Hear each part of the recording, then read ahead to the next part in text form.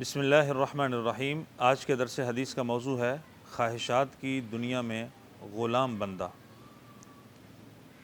اللہ کے رسول صلی اللہ علیہ وسلم نے اس بات کی وضاحت کرتے ہوئے فرمایا کہ عنقریب میری امت میں ایسے لوگ، ایسے افراد، ایسی قومیں آئیں گی کہ جن کے اندر خواہشات اس طرح سرایت کر جائیں گی جس طرح کہ کاٹ کھانے والے کتے میں بیماری داخل ہو جاتی ہے اور پھر وہ جس کو بھی کاٹتا ہے وہ بیماری اس کو لگ جاتی ہے۔ انسان کا کوئی رگ، کوئی اس کا جوڑ باقی نہیں بچتا، وہ بیماری اس میں داخل ہو جاتی ہے اور پھر بالآخر اس بندے کی موت واقع ہو جاتی ہے۔ اس حدیث کو اللہ کے رسول صلی اللہ علیہ وسلم نے تشبیہ دے کر وضاحت کے ساتھ اس طرح بیان فرمایا کہ خواہشات سے، جو عارضی اور فانی خواہشات ہیں، اس دنیا کی خواہشات ہیں، ہمیں ان پہ کنٹرول کرنا ہے، ان سے بچنا ہے اور اپنے آپ کو آخرت کی فکر، آخرت کی خواہش اور جو کہ ہمیشہ کی دنیا کی خواہش ہے، باقی رہنے والی زندگی کی خواہش ہے، اس کے لیے عمل کرنا ہے۔ اور یہ تبھی ممکن ہے کہ جب انسان اس دنیا کے اندر ناجائز اور اپنی منمانی کو چھوڑ کے، ناجائز خواہشات کو چھوڑ کے اللہ کے رسول صلی اللہ علیہ وسلم کے بتائے ہوئے طریقے اور تعلیمات کے مطابق اپنی زندگی بسر کرتا ہے۔ ایک اور حدیث میں اللہ کے رسول صلی اللہ علیہ وسلم نے اسی بات کو فرمایا کہ لا یزال قلب الکبیر شابا فی اثنتین، بوڑھے انسان کے دل میں دو چیزیں ہمیشہ جوان رہتی ہیں، فی طول الامل و حب الدنیا، دنیا کی محبت اور لمبی امیدیں۔ اسی طرح اللہ کے رسول صلی اللہ علیہ وسلم کی جو زندگی ہے وہ ہمارے لیے بہترین نمونہ ہے۔ ایک مرتبہ اللہ کے رسول صلی اللہ علیہ وسلم اپنے بالائے خانہ میں تشریف فرما تھے۔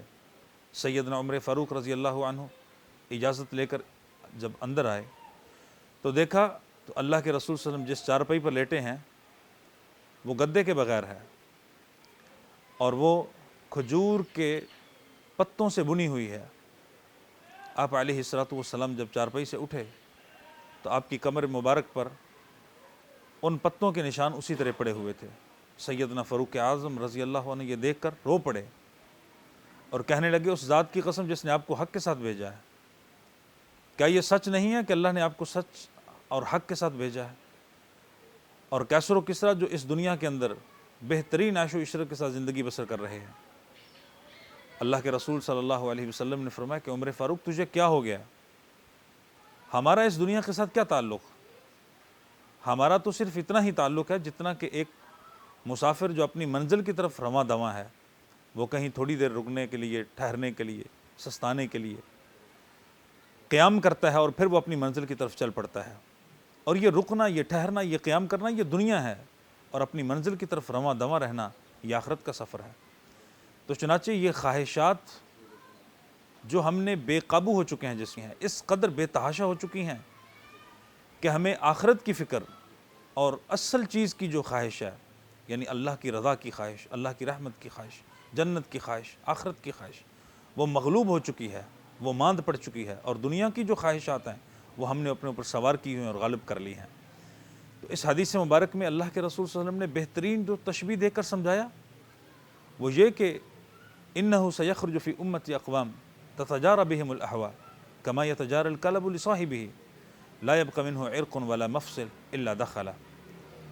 اور جب یہ خواہشات انسان کے دل میں داخل ہو جاتی ہیں اور انسان کے اوپر غلبہ پا لیتی ہیں تو پھر کوئی دلیل، کوئی وعظ، کوئی قرآن اور حدیث انسان پر اثر نہیں کرتا اور اپنی خواہش کو اپنا معبود بنا لیتا ہے۔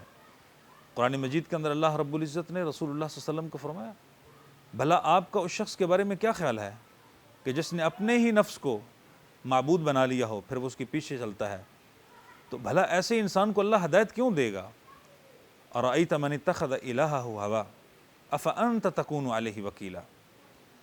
تو آج کے درس حدیث میں سب سے اہم بات یہ ہے کہ ہمیں آخرت کی، اللہ کی رضا کی، جنت کی خواہش اسے مقدم کرنا ہے، اسے غالب کرنا ہے، اس کے لیے کوشش کرنی ہے، اور جو عارضی اور فانی خواہشات ہیں اسے ہم نے ترجیح نہیں دینی۔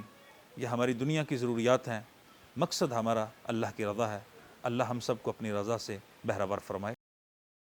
زندگی شعور سے، الحکمہ انٹرنیشنل۔